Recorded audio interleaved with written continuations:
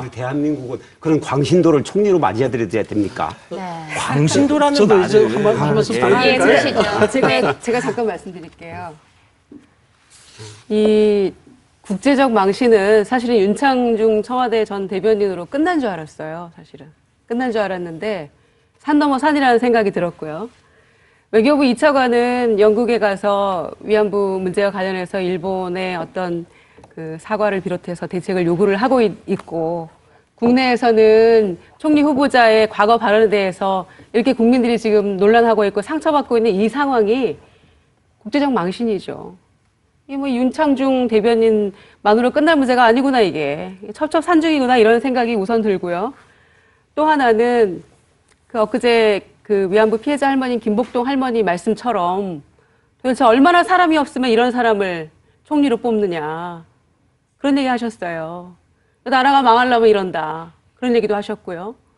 그리고 정부가 나서서 우리 이제 다 할머니들 다 한 분씩 돌아가시고 뭐 며칠 전에도 돌아가시지 않았습니까? 그런 분들 정부가 나서서 이 문제를 해결을 해줘야 되는데 할머니 표현이 딱 이겁니다. 아무것도 모르는 쪼다 같은 총리를 이렇게 낸다는 게 말이 되느냐. 이런 말씀하시면서 분노하시더라고요. 그러니까 그런 상황을 미루어 놓고 봤을 때 도대체 누가 이런 분을 추천을 한 건지 정말 알고 싶어요, 저는. 그 중심에는 김기춘 비서실장이 있는 거 아니겠습니까? 그러니까 대통령의 생각이 변하지 않는 한, 대통령의 국정 운영 철학이 변하지 않는 한, 그리고 김기춘 실장이 영원히 유임되는 한, 누가 총리가 오고 어떤 장관들이 와도 이 상황은 변하지 않는 것이죠. 그게 국가 개조가 안 된다는 말씀입니다. 그러니까 청와대 아까 인사 시스템 말씀하셨고 뭐 3일 걸리고 뭐 보름 걸리고 말씀하셨는데요. 이건 마인드가 중요한 겁니다. 비서실장이 인사위원장으로 수석들 몇 명 데리고 하는 거 아닙니까? 그리고 기준이나 이런 것들도 다 그 안에서 끼리끼리 해주는 것이죠. 오픈 마인드로 외부 인사들에게 추천을 받거나 이런 것도 별로 없지 않습니까? 그냥 쌓여있는 자료들 가지고 사실 이 문 후보자가 지명이 됐을 때 누구도 알 수 없었고 누구를 통해서 어떻게 후보자로 지명이 된 건지 알 수가 없었어요. 그러니까 왜 항상 이런 예측 불가능한 그런 인사가 이루어지느냐에 대해서 저는 정말 근본적인 그 질문을 던지고 싶고요. 좋은 분들도 얼마나 많고 그날 아침까지도 이완구 원내대표가 뭐 야당까지도 폭을 넓혀서 다 수긍할 수 있는 그런 사람으로 찾고 있는 것 같다. 이런 얘기 하셨는데 결국 결론은 이분으로 귀결되지 않았습니까? 이게 비극이죠. 이 국가 재난 사태죠. 여기에 대해서 정말 근본적인 물음을 던지고 싶은 겁니다. 그래서 참 인사가 어려운 겁니다. 이 인사가 잘 되면 참 만사가 다 편안한데 이래서 인사가 어려운 겁니다. 말씀 잘 들었고요. 저는 뭐 간단하게만 말씀드리겠습니다. 그 노예께서 그 식민지 근대화론을 말씀하셨는데 그러면은 그 궁극적으로 지금 문창국 후보자가 식민지 근대화론에 부합되는 그런 인물이다. 그래서 우리의 독립정신과 헌법정신에 식민사관에 상당히 정도된 사람이라고 봅니다. 이 문제는요 굉장히 중차대한 문제입니다. 엄중한 문제입니다. 왜냐하면은 뭐 다들 말씀하셨습니다만은 한 나라의 총리입니다. 1인 지자 만인 지상의 자리입니다. 내각을 통할하는 자리거든요. 그만큼 엄중한 자리죠.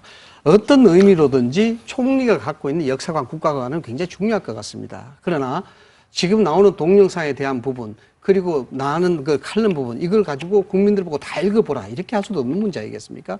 보수의 가치도 말씀하셨습니다만 이 문제는 그만큼 보수의 가치를 흔들 정도로 굉장히 중차대하고 엄중한 문제입니다. 그래서 이 문제는 여기서 결론낸 문제도 아니고 당연히 이거는 정치권에서 이 인사가 적합한지 안 한지 이 부분은 정상된 절차에 의해서 정상된 논의를 통해서 이건 분명히 밝혀져야 될 일이다. 저는 그렇게 보고요.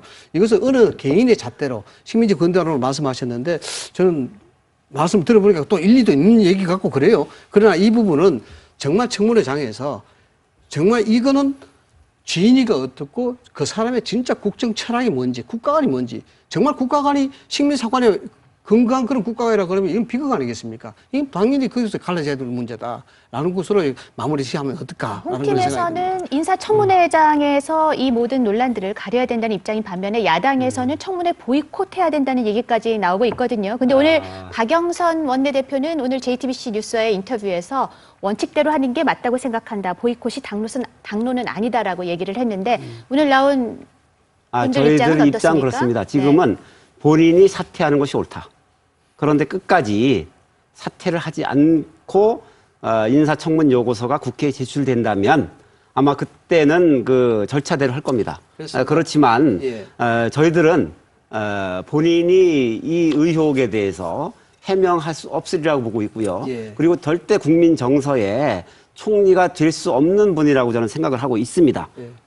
어르신 말씀이시고요. 지금 그 노 의원님이나 우리 뭐 김 대변인이나 이게 진짜 발전적인 이야기를 하고 있는 상황 아니겠습니까? 그래서 이제 2000년도 청문회법이 만들어지고 나면서 우리가 적법 절차에 대한 건전한 논의의 장이 딱 만들어져 있습니다. 그래서 거기서 충분한 논의를 해도 충분하다. 그런 생각을 할 수 있습니다. 올라오겠습니까? 예. 그러니까 제가 드리고 싶은 말씀은 선입관을 가질 필요가 없다는 거죠. 그러니까 우리가 청문회를 통해서 검증을 해보자 이 말입니다. 그리고 본인 입을 통해서 스스로 그 이 문제들에 대해서 어떻게 설명을 하고 있는가.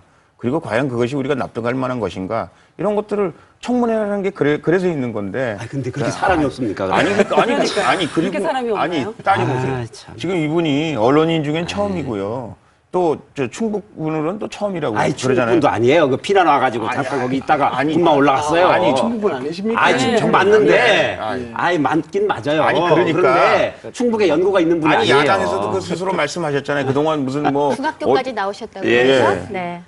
근데요, 가장 좋은 거는 뭐 16일 날 지금 청문 보고서 그거를 지금 국회에 보내겠다는 거 아닙니까? 예. 그걸 뭐 뭐 밀어붙이겠다 지금 이런 모습으로 나오고 있는데 새누리당 의원들 중에서도 여기에 대해서 야당과 또는 뭐 대다수의 국민과 비례를 같이 하는 분들이 많다는 점에 반드시 기억을 해야 될 것 같고요. 맞습니다. 예. 그리고 가장 좋은 거는 이 김기춘 실장하고 이 문창극 후보자가 동반 사퇴하는 게 가장 좋은 방법이고요.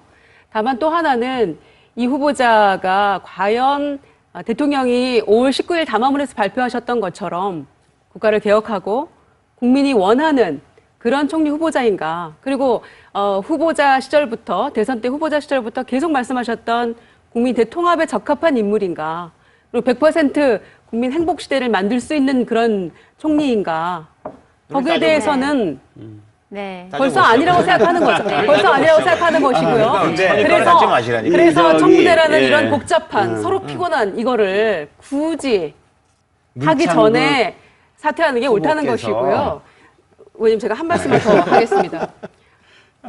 통상의 이 장관 후보자도 그렇고요. 인사청문회 후보자들은 보편적으로 이런 태도를 보입니다. 저도 이제 김항식 총리 후보자 청문회 이제 야당 간사를 했었기 때문에 청문회 정말 여러 번 했었습니다. 근데 어떤 의혹이 제기가 되면요. 정말 본인이 적극적으로 해명을 합니다.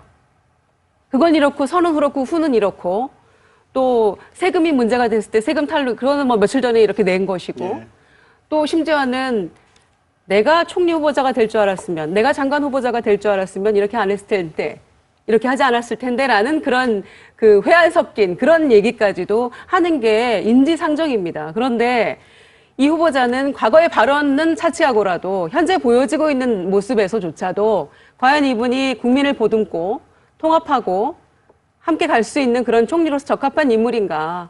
그 변명하는 뭐 변명도 제대로 안 하고 소송하겠다고 얘기하고 언론인 출신이라 바로 그냥 그렇게 소송 얘기가 벌써 나옵니까?